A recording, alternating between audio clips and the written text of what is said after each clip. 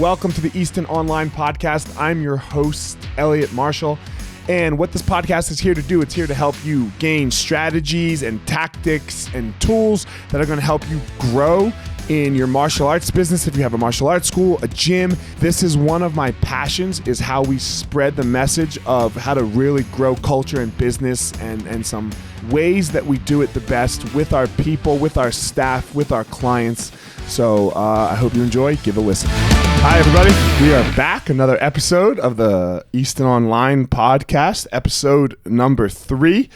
Thank you all for the listens so far. Thank you for, we got some subscribers and some downloads and some views on YouTube. Look, this is all we're trying to do. We're trying to help people, you know?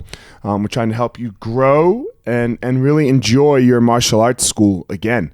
So, we're stoked that you are listening, and our guest today is one of my best friends, and just I'd say the most empathetic dude I have ever met. Ian, what up, man? How are you? I'm doing well. How are you? How's your day? It's going great, and I'm super excited to be here. Thanks for having me. How's your coffee? It's amazing. It's a very important topic on the podcast. Jordan and I have greatly bonded over coffee. Ian, have you listened to the first couple? You listened to the Amal episode? I did. What'd you think? I thought it was awesome. You said you listened twice. I listened to it twice. Why'd you listen to it twice? Well, I listened to it twice because I really enjoyed the first one. Mm-hmm. The first time I listened to it, and I thought there was a lot of really interesting stuff that we might talk about this podcast. Like what? Just sort of how this all started and what his initial vision was, and how I think he talked a lot about developing martial artists, and I think that what Easton does best is develop people, and I think it was really cool to hear how that's always been part of the DNA of Easton. It's been like the only DNA, right? I think, yeah. So we've done other things. I think we've created jobs and all but DNA is like the very, very particular one thing, right? That the chain of what you're made of. And I think what we're made of is developing people. Yeah, no, I would absolutely agree. Yeah. So, what else did you like? What else did you listen to in the Amal podcast? So, I listened to the whole thing several times, and it's funny. There was one part where I got labeled as an introvert. We're going to talk about that, which I figured we'd probably talk about. What do you mean labeled as an introvert? What are you talking about? That's fair. I'm not saying I'm not saying it was unfair. We didn't call you female, bro. You're an introvert. No, I think anytime you get to spend time with them all, like you realize, he's a very interesting and he's just an interesting person to listen to. He's an exciting guy to listen to. There's no one who has life experiences like him. No, I mean, I walked into a crazy story. Today. So I don't know. You walked into a crazy story. You were today? telling a crazy story. Oh yeah. We can't. Not on this podcast. Talk about it right now. Gospel of fire. If you want to hear the crazy Amal story, Gospel of fire. Not this one. But yeah, he's an amazing dude, right? He's just I don't know how he did what he did, but he did it. Yeah, no, he's given me a lot of really poignant and timely life advice too in the past. So yeah, and and here we are sitting here. What are we? 2 days away from the 20-year anniversary party? Yeah. Yeah, it's a timely time to be talking about. Yeah, it's kind of cool. I was thinking about it, and I think about this a lot as far as like with Easton. I mean, outside of like 10 people in my life, and none of them live in this state. I got nothing without JiuJitsu. Yeah, and without Easton, I got nothing. Like I don't have a single thing. I don't think.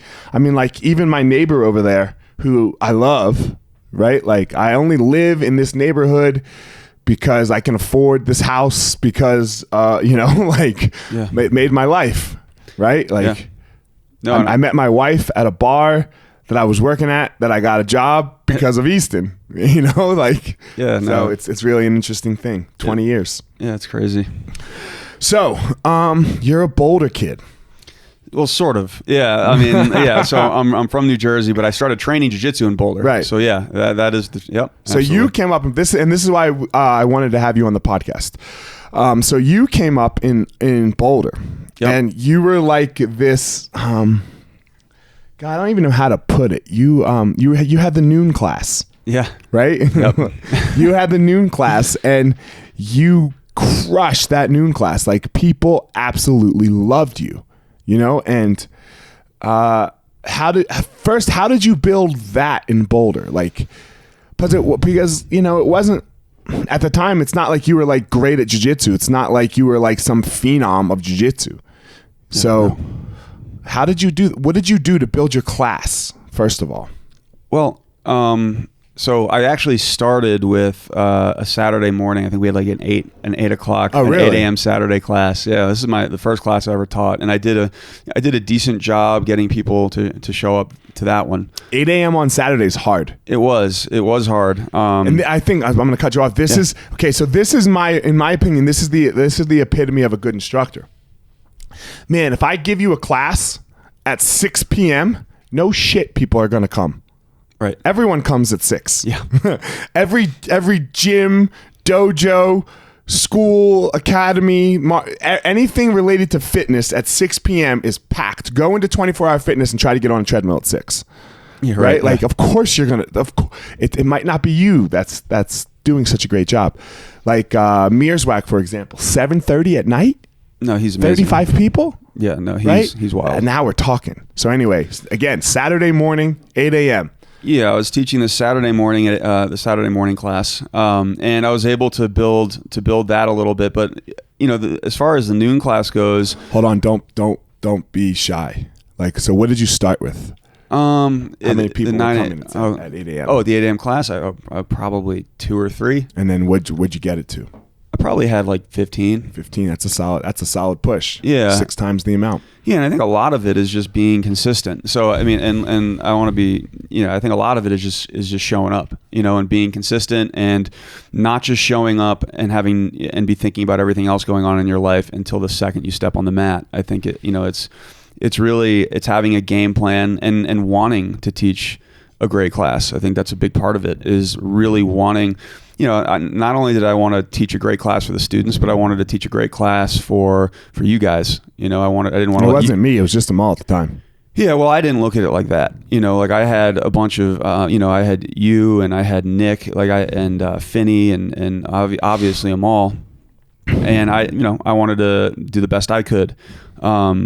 And that carried over to the noon class. I just I think the biggest thing is really showing. Look, this is the biggest thing, because you're right. My jiu-jitsu wasn't great, and you're a blue belt. Yeah, I was a blue belt, and yeah, I mean, and I would, it's not great now. What it really is that I care. I really do care about the students, and I think if you really show up and you let them know you care and that you're invested in them, they're going to invest back in you, and I felt like that's why it grew.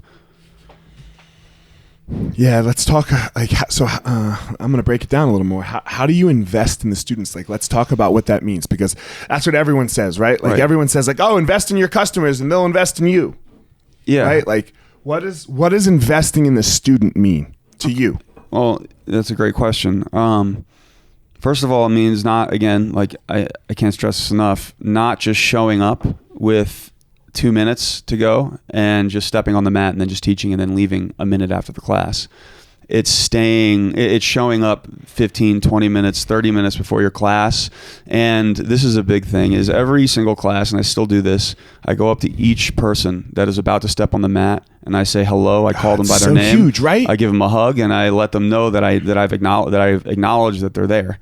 Because I remember how much that meant to me. I remember sitting on the wall and having you guys come up and just say, "Hey, and what's up?" And that would change my day. So, and it's so crazy because I don't remember. You talk about all these instances. You're always talking about these stories, right? About like something I did or yada, and I'm like, I don't even remember it. Yeah, and I think that's usually how it works. It's probably like that for the students too with us now. I'm sure, right? Like you're like. Oh, I'm sure it is. But it's on autopilot. Right. It's not that you don't mean it. It's that you're going to care about your students. Yeah. And how much it means to them is so important. Yeah. It's so important. No, it is. And I think, so taking that time, and you have to really, it can't just be fake, right? Like that's the other thing. You really have to, and this is one thing, again, like to circle back, this is one thing that I think Easton does so well is, man, like there is a culture of, and I actually spoke about this in my class last night.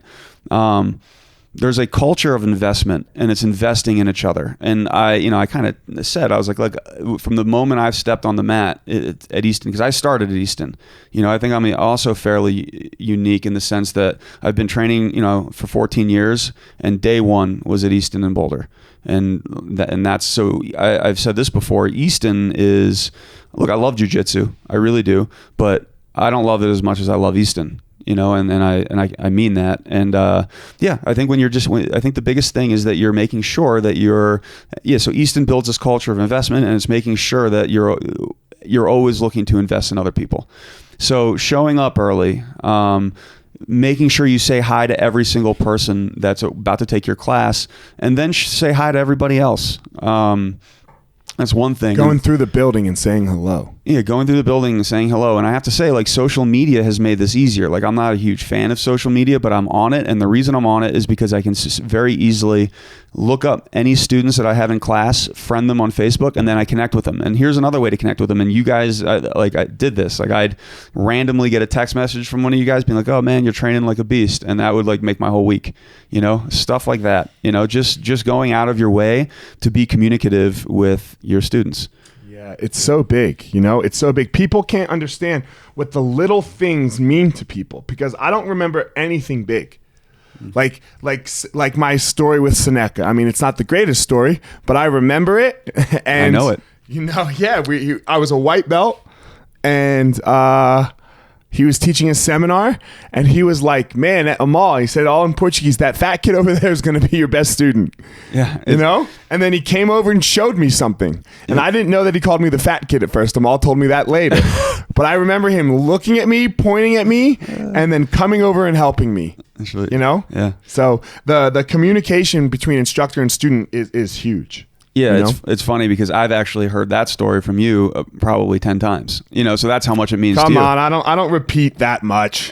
I don't repeat that much. I just, every once in a while, and I probably embellished a little bit for effect, Don't worry, I'm just knowing Seneca, I don't know. Oh God, Seneca. You can never follow what he does. Like if you follow what he does, you're fucked. Like, yeah. His stories of how he connected with us, no way, man. So funny. Like, we'd get sued. So anyway, what were you doing? So remind me, I'm correct here. You were teaching the noon class. Yep. And then going right away to valet. Yeah, no, yeah. Did you see that side, Jordan? Yeah. Did you see, so I have to. So one thing is, like, I really enjoyed. I used to work at the St. Julian Hotel and Spa in Boulder, and I enjoyed working there. Mm-hmm. And the reason I can especially say I enjoyed it is because I feel like, and this will kind of tie into the whole introvert thing, is I am an introvert. And I think what introverted means, and I've spoken about this with a lot of people, because I don't think it necessarily is putting on like a marker or a grade on how well you interact with people, but my battery, if I'm in usually in situations where there's a lot of people, my battery depletes and my battery recharges when I'm alone. So. But okay, so let's talk about introvert for a second, because I need that too. I just don't need it often. Right. You need it often. You're not an introvert. No, I know. Yeah. But I'm just saying, like, so I need recharge time. Sure. But I can stay on for a very long time. You have a better battery than mine. You've got the... It's a different battery. Yeah. So, but I do need recharge time. Like, man, like the last week in California with my family, oh my God. Talk about recharge time. Loved it. I'm stoked. I haven't, like, Jordan and I were on the phone yesterday or on Voxer, and we were just like, and he had recharge time a little too, even though he was doing something. And you're like, we're like screaming at each other, like, yo, bro's gonna be fire, amazing. No, mine's gonna be, like, we're just going, you know, because we had a little recharge time. So I think everyone needs recharge time. It's just how often you need recharge time. Yeah, I think it's just, I need it more often. And look, like, I would say I need my battery just depletes more quickly when I'm in large social, social pictures. But Yeah, but I still do love people, and I love being around people. And I think I'm best in one-on-one situations. Right. So I spend a lot of one-on-one time with students too. I go get coffee with them, and I have to hold you back on your coffee. Yeah. Ian, 5 coffees a week, bro. Yeah. But yeah, so I would say that though I am an introvert, I really do enjoy spending time with other people. I agree with you, and you do it phenomenally. Right. Like, people come to you. Like, when I fuck up, people are like, "Man, all right, we'll go talk to Ian, and he'll help us through this situation with Elliot." Because you are so good at connecting on a different level than me with people. Yeah, well, and I don't even think that's true. I just think that I think a lot of it too is that I'm fairly quiet, and I'm a decent listener. Right. I think, but like tying that back to the St. Julian, like that job really gave me the skills to be able to, or the skill to be able to meet someone and make a personal connection quickly. And I think that's very important. It taught me how to remember names. People have this idea that like remembering names is just this skill you're born with, and it's not. It's something you acquire. And I can't stress the importance of this. I used to have a game where if someone, if I could remember someone after 6 months of not seeing them, because I'd be able to do this, and I remember their name. They'd walk in. I'd say, "Hey, Mr. So-and-so," and they would be just shocked that I remember their name. Because you're talking about repeat customers at the hotel. Repeat customers at the hotel, yeah. Repeat customers at the hotel. They haven't been into the hotel for 6 months. They come, maybe they've only been here once. And again, I'm a valet, so I'm the first person they'd see. They'd walk in, I'd remember their name, and they would rave about that. They'd be super stoked because it's always great to feel like you're recognized. So the St. Julian was great for that. But yeah, I was working valet, and I was working a lot. And one thing I always say that that valet job, it really gave me a lot of perspective because I had this like really interesting experience of I'd be teaching class. Right, I was a brown belt now, and I'd be teaching class, and everyone would be super respectful, calling me coach, and we'd be bowing on and off the mat, right? And I'd leave my class, and I would go to the locker room, and I'd take off my brown belt, and then I would replace that costume with my other costume, and it was I'd put on this my clown suit. And I'd go park cars. So I'd walk out of people saying, "Bye, coach. Have a good day, coach." And then I'd pull into the driveway, and people would be snapping their fingers at me, clapping their hands, and I knew what it was like to not be treated with respect. And I feel like that always gave me good perspective, and I never like started to think that, I never let my ego get out of control, I guess. I always kind of knew, like, I'd be helping someone with their bags, and they'd be like, "Yeah, so what do you do outside of this?" I'd be, "Oh yeah, I'm a brown belt in JiuJitsu." And they'd be like, "Cool, my 8-year-old daughter she's karate. She's a black belt in karate. So you keep working at it, dude." And I'd be like, "Sweet," But that was but honestly, it was a good experience. You gotta let us laugh right there for a second, bro. You can't just roll through that joke. Oh, you keep working at it, dude. My 8-year-old Maybe I'm not laughing because this is lived experience. I'm not laughing. This is my life. It's actually how this happened. And you had to be nice about it. Yeah, no, I did. I did have to be nice, but in a weird way, I appreciated it. Right. Because like anyway, yeah, it was. So it always I'd walk in, and I still have this experience. I'd walk into Boulder. And I could take like this big deep breath before I walked into that school and be thankful that I was getting to walk into a place where people respected me, and frankly, I respected them, Right. And there have been times where I've called you, and I've called them all randomly after teaching a class of 50 people in Denver, and I'm just like grateful, it's really cool that I get to step into a room and with a bunch of people who we have all like interests, and I'm invested in them and they're invested in me. It's a cool thing. Yeah, I'd agree. It's amazing. I don't know. I talk about this often, like with the whole like 50 people in the class thing. It's insane, right? Because it's not a seminar, and we're not Henzo, right? And we're not John Donahoe, right? Like, and we're not Marcelo Garcia, and we're not in California. where, you know, there's just such an abundance. So like this idea for me that 50 people are going to show up to take my class blows my mind. Yeah, it's crazy. It blows my mind. Yeah, I'm like, wow. Because I couldn't get 10 people to come to a party when I was a kid. Yeah, I've never had a party. You know, like after my parents stopped inviting like all like family friends, like I had to invite friends to my birthday parties. We switched to like 3-person sleepovers so I wouldn't get sad. You know, like totally. So no, yeah, it's an interesting thing, right? Like, man, the other night, bro, I sent you. I think I sent you the picture. Like, I had 35 in my intermediate, and then 50 in my advanced, and then Mearswack at the same time had 35 people, and junior had 30. Yeah. Right? So I mean, like between 4 classes, we had like almost 200 people. Yeah, there's 150 people training jiu-jitsu at once in our academy. It was insane. Yep. You know, it was insane. And it just goes back to what you were saying. Treat everyone amazing.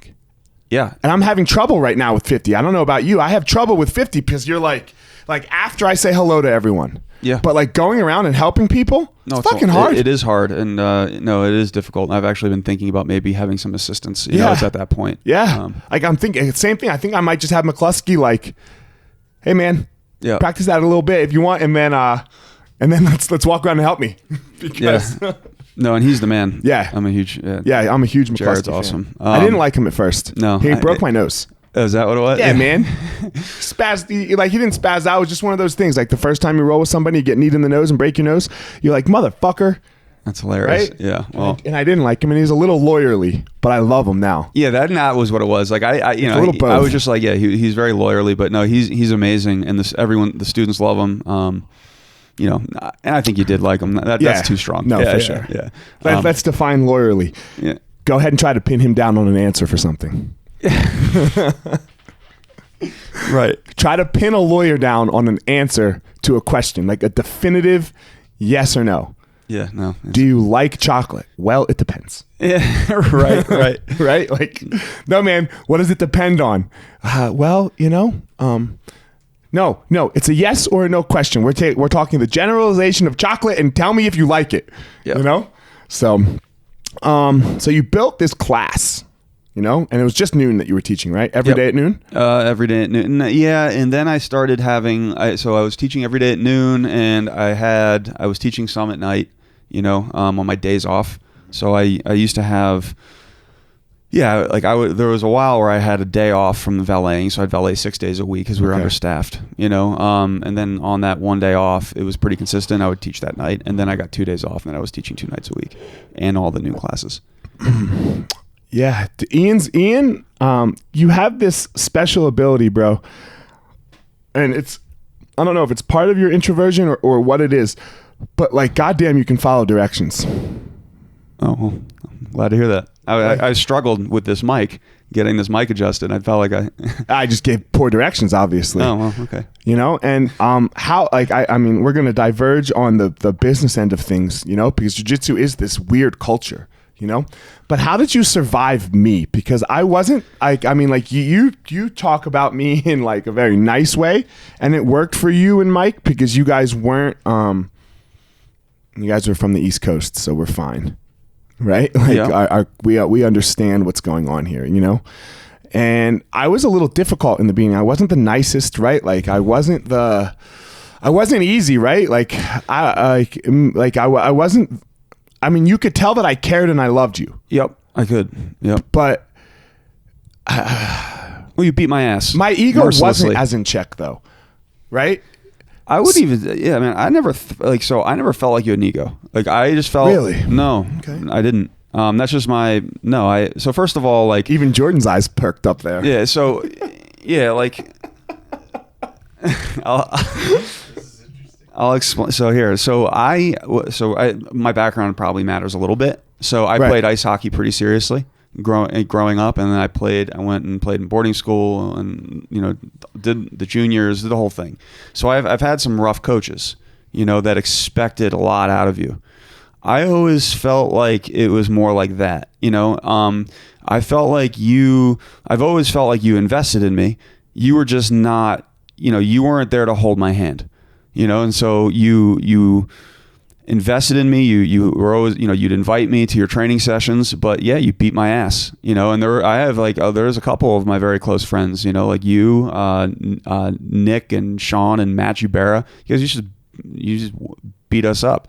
And it wasn't the kind of beat us up where after you gave me a pat on the ass, like, good job, buddy. It was like, you just, there were bodies. No, lying we on were the mat. terrible. You guys would be laying on the mat, and I'd look at you and say, hey, man, your defense sucks. You need to work on that. Well, you do that, and then, and then it was just, it wasn't like this ass kicking with some positive, feedback at the end of it. Man. It was just like, that's what it was. And, but I was okay with it. I think I was still broke at the time. I couldn't even buy you lunch. Yeah. Well, the other thing I have to say is I had friends who were at the same level, and we could commiserate in the car ride home. Like, yes, I think this is a big thing, right? It is is the community, the peers. Yeah. Right. The peers. It was you, Mike, James.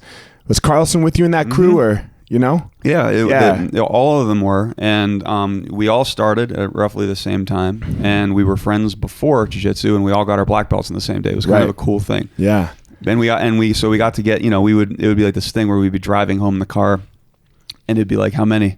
And we'd just be like, oh man, it was a good day. It was like 17 total. We were talking about how many times we got submitted, and if we had like 4 6-minute rounds and we could keep it under like 15 submissions, like if we got tapped out 15 times or less, it was a good day. I mean, that's a banner day right there. Good day. Because there were days where it'd be like 30. And it would just be like, if you guys were a little off and Matt and I were a little on. Yeah, it was terrible. And but you were amazing, bro. You were amazing. I mean, I can remember a time, I don't know if this is great. There's 2 instances that I really remember. I was like, oh God, he really listened to me. The one's the Clorox story. Where you walked in with ringworm and you were like, what do I do with this? And I was like, well, you put Lamisil on. And then you were like, how long does it take? And I was like, it's going to take like a week. And you're like, is there anything shorter? And I was like, yeah, man, you can take some Clorox to it and burn that thing off. And you came back the next day with this huge scar on your leg. Are we going to edit this part of or is this going to stand? I'll make a note. He's going to make a note so that we specialize. Yeah. This is going out on Instagram. So when this happened, by the way, this is all true. I went home and gave myself a chemical burn. Yeah. So this is what I mean by you follow directions, bro. Yeah. And, I followed those directions. I took Elliot's directions and I didn't read the directions on the bottle. But I went, when I showed up the next day with a gaping wound in the side of my leg. I kicked you out. Yeah, you rushed to the door. You saw me coming up out the window, and you sprinted to the door, and you cracked it. You didn't open the door and let me in. You cracked the door open, stuck your head out. And said what? You're like, let me see it. And I showed it to you. You're like, yo, man, you got to get out of here. And I was like, what's going on? And I was like, you said I could train. He's like, you can't train. I think Amal's there, right? You're like, Amal's here. He's going to kill me. So I was like, all right. So I couldn't even train anyway for like 2 weeks. Because I heard about it, Yeah. I heard about it because then I was like, oh, shit. And then Amal had already yelled at me, for telling you to do that on the front end. And I was like, God damn it. And then I saw you coming, and I was like, yo, he's in the back right now, so you can get out of here, but without me getting in more trouble. It was like brothers. Yeah, when the big brother fucks up the little brother, Yeah, no, it was. It wasn't one of my finer moments. I think your finest moment though, and I am so this is when I knew I really loved Nick too, because he did the same thing. Uh-huh. When Jubera had you mounted, and I was like, hey man, no tapping today, and you just went to sleep. Yeah. Yeah, I remember that. Yeah, you just went to sleep. So what I remember, I was like, God damn, he's a soldier. I remember waking up. Like what I remember is waking up and seeing James laughing and being just livid. I was like, this is funny, We were all laughing. I know. He was like a heat sink. Jordan, is this allowed to go on the podcast, or do you have to edit this out? Oh no, I think this is good. I think it's good. I think it's good too. So where we've evolved to, I mean, I don't know. Yeah. Nick did it a couple years ago. Yeah. Yeah. He fucked up in a tournament. He was smashing this kid and then got all lazy. And I told him he wasn't allowed to tap, because it was a choke. I was like, you either work your way out or you go to sleep. I remember it. He was unconscious for like 3 minutes. Yeah, because then it was in a weird position. I felt terrible, right? He was in a weird position where you couldn't tell that he was asleep, and then all of a sudden his foot started shaking. I was like, oh shit. Yeah. I was like, ref, he's out. Yeah. And then he was not okay. Yeah. No. Yeah. That was... So, yeah. So yeah, this is what I'm talking about, how I fuck up sometimes, and you have to come up and clean up that mess. Amal and I had this conversation. We went to Mod Market because we needed a new GM in Denver. And can Ian do it? The reason I'm laughing is because we had the same conversation with me. That was how I got. So that's how I got the job. I will never forget this. I was teaching, and you and Amal showed up at the school, and you're like, "Hey, we need to talk to you when your class is over." I was like, "Cool." I was like, "I'm getting fired." I was like, "I had no idea what I did," And you guys took me out to Smash Burger or something like that, or it was H Burger at the time. Oh yeah, H Burger. Yeah. And then you told me, you must have recited that exact conversation because you were like, "Look, like we don't know if you can do this." And the first conversation I had, you kind of gave me the heads up. You're like, "Yeah, is this something you're interested in?" And I obviously was super stoked about it because you're an introvert, right? Yeah, totally, yeah. And normally the leader of a school has to be an extrovert. Yeah. Normally, right? Like. No, yeah, I would totally agree. But I think to your credit, you figured out how to make this happen. You're fucking, So I want to hear what that conversation was like from your end when we were really bad at having conversations. So you want to know what it was like from my end when you kind of offered me the position, and how, because you told me that was your concern. So in fairness to you guys, like, I was trying to make a joke, but like in fairness, like you guys were very much like, look, like here are our concerns. We're concerned that you are an introvert and that this is going to be a job that requires someone who's going to really be able to connect with people, and a lot of people at that. So my response was, I agreed. I totally was. I was scared. I'll be honest. I was very afraid that I was going to fail. But I was at this point where I was like, man, failure just isn't an option here. So this is going to be a hurdle that I'm going to jump. And not only am I going to jump it, I'm going to prove to Amal and to Elliot and frankly to everybody that I can do this, and to myself. So it's a hard thing to come to a new school, right? Where there is. Whether good culture, bad culture, doesn't matter. I wouldn't say we had a bad culture in Denver. Right? I think we had a good culture, but it was a different culture. Yeah, you were not part of it at all. Nope. No one even really knew you. Yeah. Plus it wasn't like, it was easier for me when I came down a little bit. Everyone knew who I was. I fought in the UFC. I did some seminars, you know what I mean? Like no one knew who you were. Yeah. That, and now we're telling everyone that this is going to be the boss. And their last boss left, who they obviously were attached to. Yeah. So what the fuck? That's goddamn. So yeah, so first of all that was difficult, and is for people who know what I look like, I guess you can see I do look like we were joking around. I look like a Dungeons and Dragons DM. You know what I mean? So like when what's the DM mean? It's like they manage the game. Okay. Dungeon Master. Yeah. I just knew he wouldn't know. Such nerds. Yeah. No. So I'm not. Brian, do you play Dungeons and Dragons too? No, I don't play Dungeons and Dragons. I believe I just answered. You answered to Brian. I was confused. Yeah. Joe. So look, I'm trying to be Rogan. Oh, okay. Rogan's guy is Brian Redmond, right? Got it. Well, it's Jamie. Oh, it's Jamie now. Shit, it used to be Brian Redmond. Yeah. Now it's okay. Jamie, do you play Dungeons and Dragons? No. Okay, he still answered to Jamie. So I do play Dungeons and Dragons. So yeah, it's actually it's not that far off. But right. The point is, like, I don't exactly walk in. I don't walk in and capture a room. That's not my strong suit. Never has been. Like I'm an acquired taste. You're not Henzo. I'm not Henzo, and no one's Henzo. Yeah, so it was difficult. It was difficult, and I think the first thing I did is when I showed up, I was like, look, like I'm here to learn. I had that mentality. I'm here to learn from everybody else, right? I don't like this like I'm the new sheriff in town, and that's a terrible mentality. I don't think that's a good way to lead at all.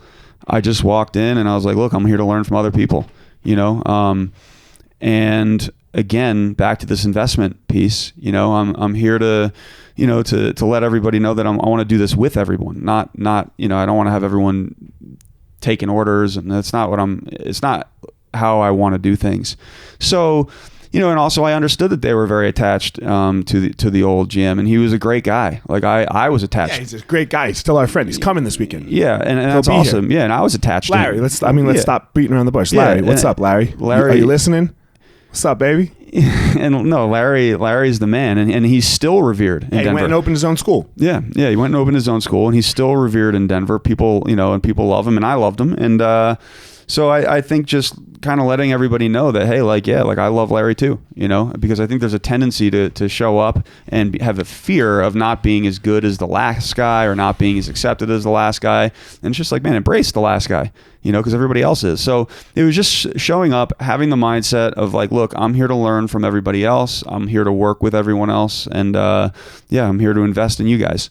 I think that's the attitude I took, and it's worked out. And it didn't work out immediately. God, Denver was a hard nut to crack. It was. It was a really hard nut to crack, right? Well, it was hard. And it was okay, right? It's okay. So let's be clear. It wasn't bad. Like, we weren't doing poorly. The school, well, actually, I think the school was doing quite well when I showed up. Yeah. And I think I actually dipped for a while for when I showed up. There was a period of time where there was, we were changing, we were going through some pretty serious internal changes, and there was a moment where I felt like it wasn't as strong as when I got there. And that could have been because we had the grand opening. I showed up very, very shortly after the grand opening, and there's a huge influx of people. But yeah, it was difficult. And the other thing is, let's talk about what we did in the grand opening. We fucked up. We signed up a lot of people on cheap rates. Right. We signed up a lot of people on cheap rates. So we got a lot of people, we got a lot of unqualified, because we wanted to boost. Yeah. So we got a lot of unqualified customers. Yeah. And cheap rates cause a lot of problems. Yeah, well, in a martial arts school. No, well, because what you're basically doing is you're subscribing to this model where you're just trying to get as many people in the door as possible, right? Retention isn't a primary concern, and it's almost like 24-hour fitness, like a gym like that, like the business model they work on, right? Is they charge cheap enough memberships to where they're banking on you not showing up. Because look, if all we weren't banking on people not showing up. That's not what we wanted. No, it's not what we were doing. But the problem is, and that's the problem, right? We still wanted these people to show up, but the people who are willing to pay for really cheap memberships, that's not the clientele or the students that you're looking for. I said it the other day. I was like, man, guys, this is my goal for you. I said it on Tuesday. I was talking about it. I was like, I hope when that $199 hits your credit card, you're like, God damn, that's cheap. Right. Yeah. God damn, that's cheap, because I get so much more than $199. Man. I want them 24-hour fitness mentality of, I'm going to keep that rolling. Yeah. Well, that's how I was. So, dude, I remember having this thought. I remember thinking, I was like, man, what if they raised, I don't know why this thought would pop in my head. When you were a student, you're saying? When I was a student, when I was like a blue belt, I was like, if they raised their prices to $800 tomorrow, I would have to figure this the fuck out. There would be no way that I'm not training. That's the goal. Yeah, I was like, and it wouldn't matter. Like I thought about that. I'd be like, I'm gonna have to live on the street, and I would. Yeah, that's the goal. I did. I remember. I remember doing it. I slept in the closet with Jay for a month. Yeah. Because like the only place I could live, and I wasn't even paying for jiu-jitsu, but I knew I wasn't going to go work. So and so that I couldn't do jiu-jitsu. Yeah, no, it's a crazy thing. For me, I was like, well, I could go get another job, get this place for a month and yada, yada. I was like, nah, fuck that, man. Right. I was like, my student loan will come in a month. I'm going to sleep in the closet because I can't take a month off jiu-jitsu.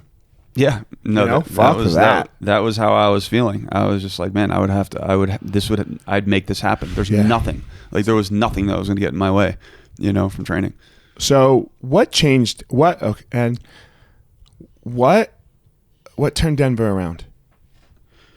So I think what turned Denver around is the culture, and I really do. I think, I feel like this word just gets used a lot, and a lot of people don't really understand what having. Yeah, go ahead. Explain more about it. What having a good culture means, and I've been using this word investment a lot, but I'm going to keep coming back to it because it's really going out of your way to invest in everyone that you come in contact with. So so it's not just the students, right? I take very seriously the progress. Here's what it means from an instructor. I'm going to go through it in levels. So from an instructor standpoint, what it means is you have a serious commitment to having your students become better than you, right? From a skills standpoint, right? Look, there was a time when I was teaching, when I first got down to Denver, I could go through that advanced class training and not break a sweat. I mean, you'd sweat, but it'd be easy. You wouldn't be breathing hard. You could train with everyone, and it'd be easy, And now, I am just running for my life. I'm crawling off the mat. We're running from the blue belts. Yeah, no, I am. I mean, I'm struggling with the blue belts. That is exactly right. I'm struggling with the blue belts, and the truth is, that's what I think it should be. That should be the goal, is to get everybody that you're training with and that you are coming to contact with better than you, right? But what I love about Easton is that also exists from a staff standpoint, right? And you guys have invested in me, and you guys have, you want me to live a good life. You want me to be better. You want me to be a better version of who I am professionally and personally. And we take that approach with all of our staff. And I have to say, that's a huge thing. So we look at it like this: every single person who walks through our door has potential to one day play a huge role in the Easton community, right? Whether that means they want to be an instructor or they want to run a school. And I'm not saying that every single person has, it's going to be. You're not saying it's going to happen for everyone. It's not going to happen for everybody, of course. But the possibility and the opportunity is there, and we show it to them. That's how we see it. Yeah, that's how we see it, and that's how and that's how we want it. And that really sort of. That sort of feeling, the environment, that culture, it just sort of, it bleeds into everything else. And I think, whether, and it can be cleaners, you were talking about Nick earlier, right? Nick's story is really cool. And, I don't know if you're going to have him on the podcast, you can tell it, but when he started, he saved his life. Yeah. When Nick started, he shows up, and he's this quiet, 14-year-old, maybe he was 13. I don't remember. 14. Yeah, he was young, but his dad, who could barely speak English, was basically telling me. His mom, who can't. Yeah, his mom, who can't at all, was basically, his dad was look, I'm worried about my son. He's hanging around with the wrong kids. I'll come in and I'll clean the bathrooms on the weekends. And, he works a full-time job, and he's like, I'll come in, I'll clean the bathroom on the weekends if I can just get him training. And I was like, no, you're not going to do it. Nick will do it. And so we had Nick wash the bags, right? He started off just washing the bags. And I noticed one day that I was like, dude, that kid is washing those bags, better than I think I've ever seen anyone do it. He took it really seriously. And so I was like, okay. You pointed it out to me, I remember. Yeah. And so we were like, well, let's give him a little more. You pointed that out to me. And I think that was the first time that I went and talked to him. Yeah, he was up there washing the bags like a fucking boss. Yeah, just getting after it. Like it really mattered. Yeah, and I guess you could say it did, because then we gave him a little bit more, and he started assisting with the kids program. And I'm gonna cut you off for a second. This is just a great if you don't own a business, if you want to own a business, or if you want something in your life, right? You have to do everything like it really matters. Yeah. You dude, washing the bags, it's a shit job. That is a shit job. That sucks. I know. We all know. But when you see someone who, and I remember the conversation we had, you were like, Ellie, go watch that kid wash those bags. And he's scrubbing the bag clean, so it sparkled. Like it looked brand new. Yep. And then it's dude, we got to give him more. Yeah, people notice, right? Man. We got to give him more, because if you can do the worst job at a high level, the job that no one wants to do, well then shit, man, what are you going to do with the job that everyone wants to do? How good are you going to take that? It was that was amazing. No, that's a really good way to put it. So whatever whatever it is you want in your life, be willing to do the worst part of it. Be willing to do the shit end of that job. Yep. Because, and especially for you, for academy owners, if you can't clean the mats better than everyone else, well, then how are you going to show someone how to clean those mats? Yeah, no, I totally agree. And so he just to finish that, he ended up, we gave, he started assisting with the kids, and he did that really, really well. And man, he is just like, I look at him sometimes. That's more than that. We told him there's no more failing.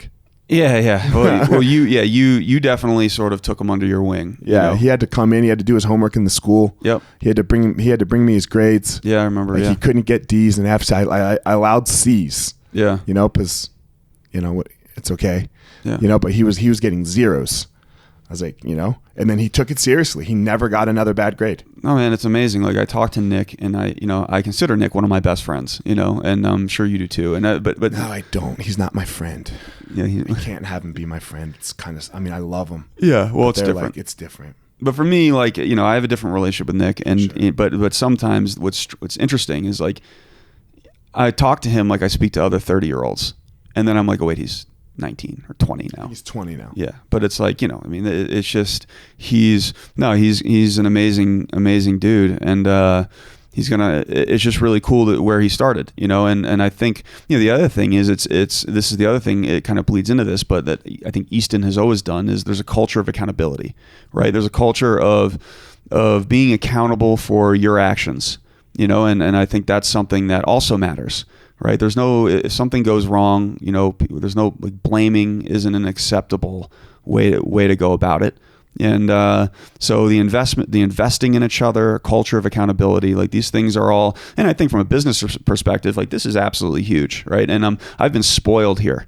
Right. That's something I'm really starting to notice. Right. Is the amount that I've been spoiled in the sense that I don't think this is going on at other businesses, right? Or at least a lot of them, it's not. And again, it's not even about making money. It's just about how you feel when you walk in the doors. And Easton, it's from a business standpoint, when something is going wrong, right? You've never come up to me and been like, you did this, you did that, and pointed your finger. It's always even when I've messed up and I know it's on me, you've come up to me and be like, hey, look, I should have shown you this. And you've always taken accountability, and you've always been vulnerable first. And man, that makes it, I can't explain the impact that has, on making me want to do a better job. And then that accountability starting from the top, again, trickles all the way down to the bottom. So the first impression specialists, right? Or the front desk staff. Yeah. They take accountability. Right, when something is going, and this is when you have your your front desk staff taking as much accountability as some CEOs take that in other companies, that's great. That's you're gonna have a successful company. Yeah, because they're not the highest level employee. No, they're entry level. They're entry level, but they're so important. Yeah, dude, because of the first person everyone sees. Yeah, and I have people come in. I get this question often. They're like, "How do you get that kind of person working there?" He's like, I want to know how it's done. How are you? I get this question a lot. It's do you have such high quality people working at the front desk? And the truth is, man, well, because every single one of those people, right, could probably do this job better than I can.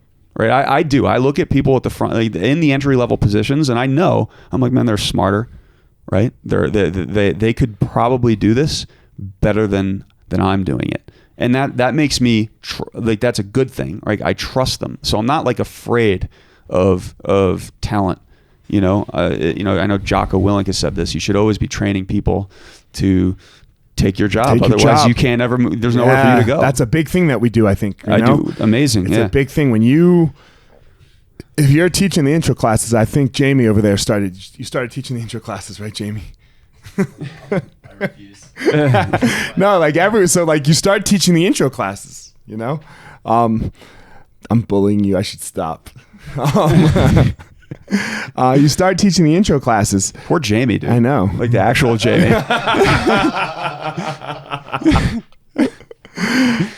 You start teaching the intro classes, and when you want to move up, if you want to teach a regular class, well, shit, man, you got to get someone to teach the intro class as well as you do. Yeah. If you and the only way you're moving up is to show me how great you teach the intro class. So when you teach that intro class phenomenally, you teach the best intro class we've ever had. You want me to take you from that and get you? No, are you crazy? Unless you can show me, hey man, look at this person. Look, Dave does it better than me. He teaches a better intro class than me. You want Dave teaching it, Right. And this is a little bit of a joke, right? But it's kind of true. I mean, sort of. You know what I mean? Like I'm not. It's like not hyperbole when I say that I look at these entry level staff at the front desk, and I know for a fact that if given the opportunity, they could do just as good of a job, if not better than I can. Right. And that is there's a conscious. That's not like just happenstance and luck. Right. Look, the people who don't make, who aren't that, typically don't last. The other thing I think is like we owe, I heard you and I'm all talking about this in the first podcast, and it's true, is like we hire from within. Right. And I think this is a big thing too, right? Is we develop people as students, and they love what we're doing. Right, they actually believe in what we're doing, and then they get on board as employees, and they believe in our cause and our vision.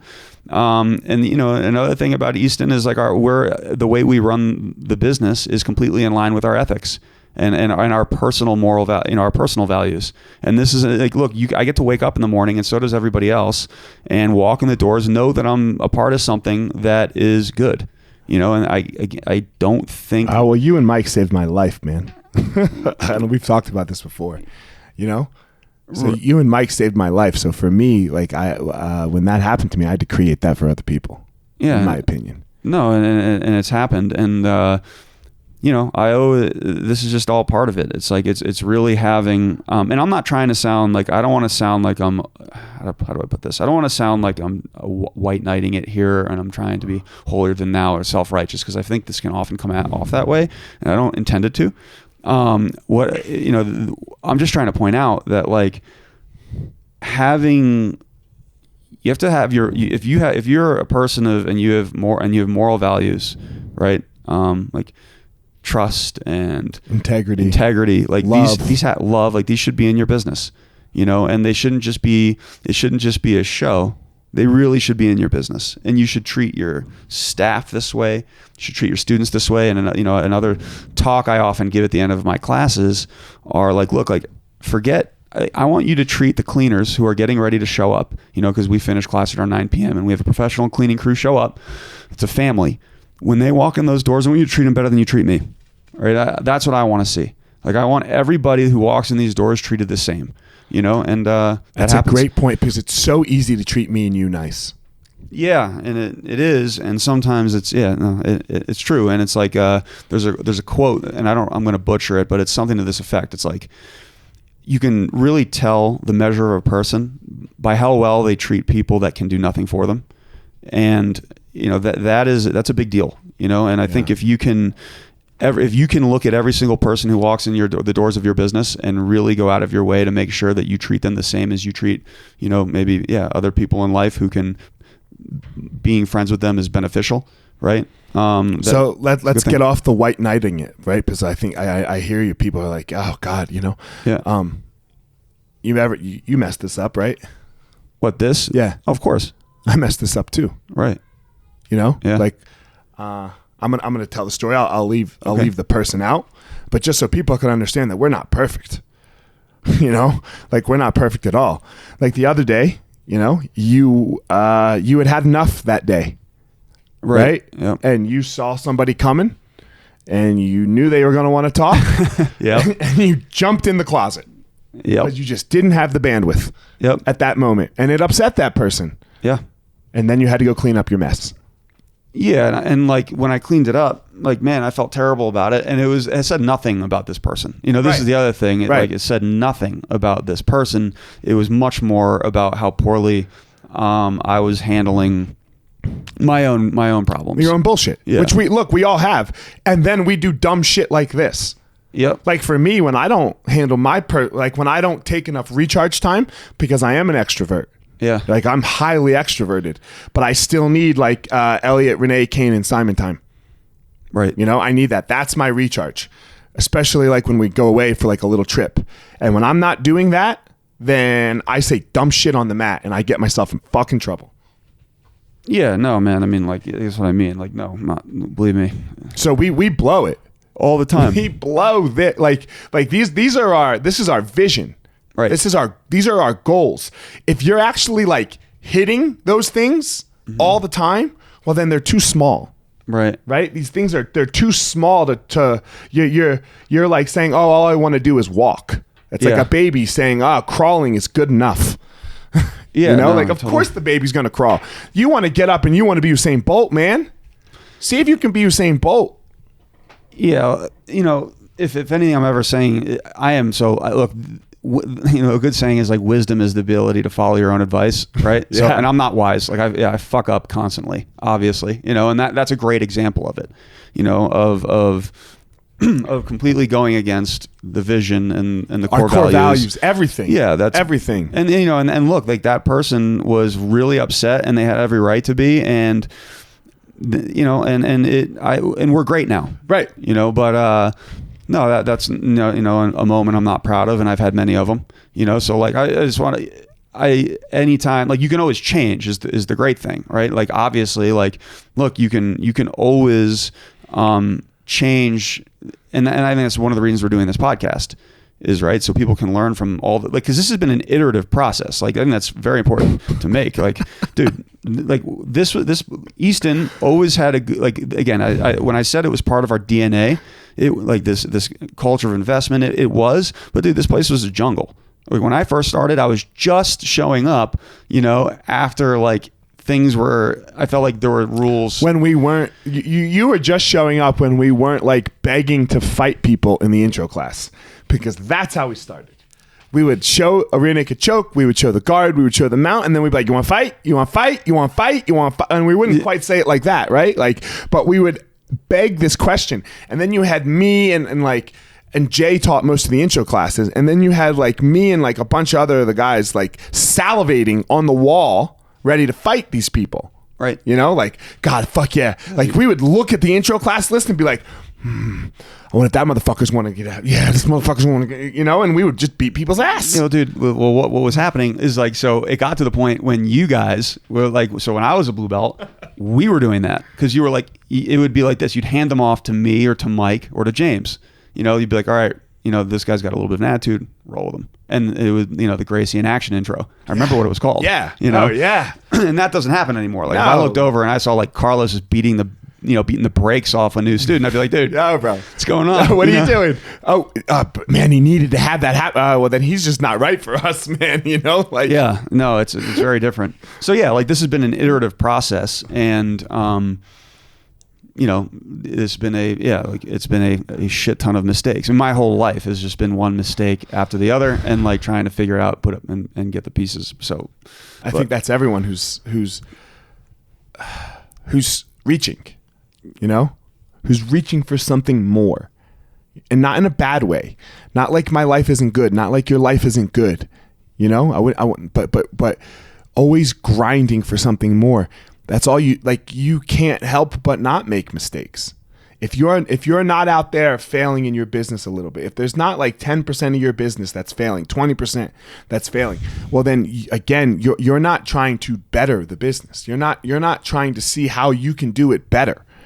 You know, You're not trying to see what it is that you can do to make it better. I was so stoked the other day. Paige is teaching in Boulder. I was stoked when I saw that, you know, because I want more girls. I want more girls on the mat teaching. Jordan, I need her number. I want to call her, you know, like Anna, you know, I'm trying to make Anna the very, very, very best teacher possible. She's amazing already. Like, Anna's already amazing. Yeah. She's an amazing teacher. Yeah. You know, she's already amazing, but I want her to be the absolute best teacher that's ever come out of any Easton school ever. Well, she, you know, has all that potential. But she has all the potential too, because she's smarter than all of us. Yeah. She's better than all of us, you know? Like, so yeah, like, that's the goal. Yep.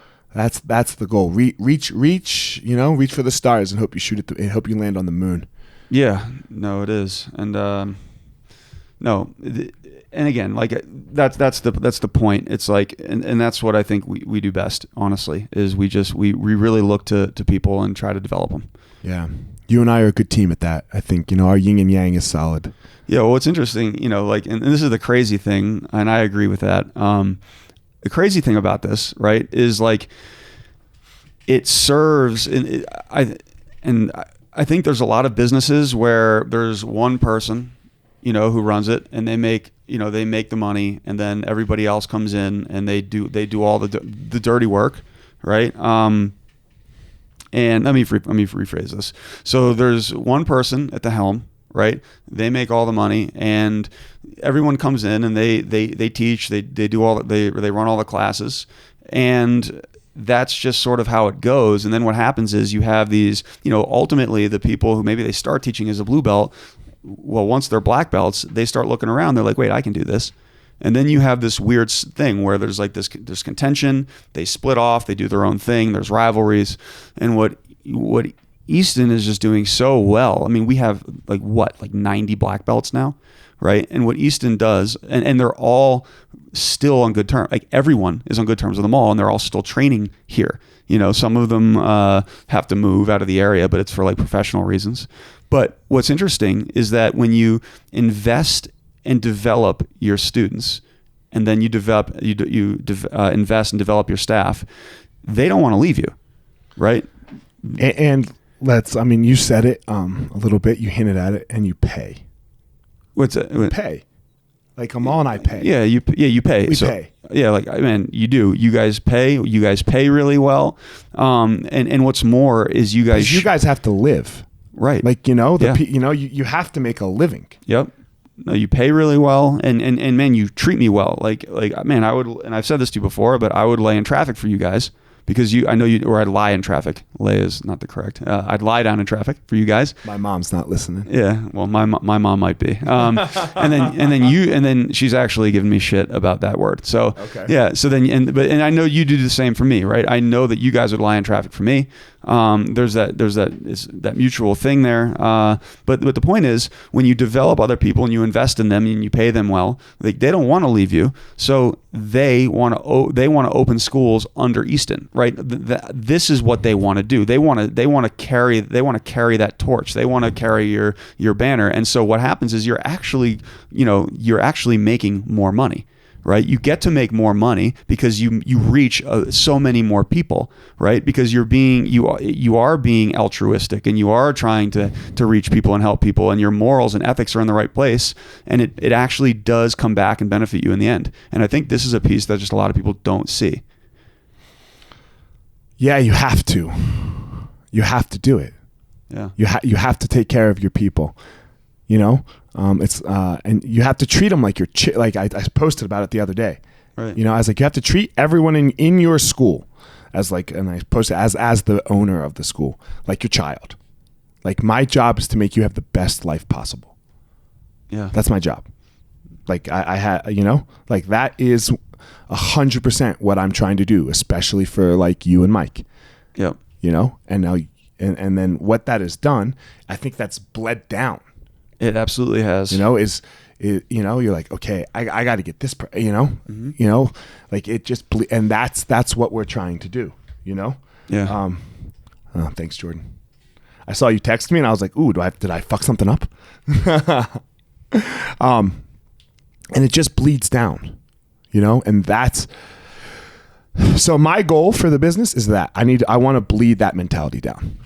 Like that you need to make someone's life, a couple people's lives, better than yours.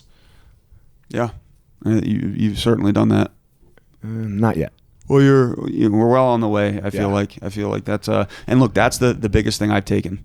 I think the biggest thing I've taken from you and from Amal, is that it's like trying to make, I'm trying to make other people's lives better. Yeah. And as long as I just work at my hardest at that, and again, jumping in the closet and, yeah, like as long as that's, I fuck it up, but as long as like, that's my goal, and every day I'm trying as hard as I can to do that, I think we're on the right track. Yeah, I think we get that from Henzo.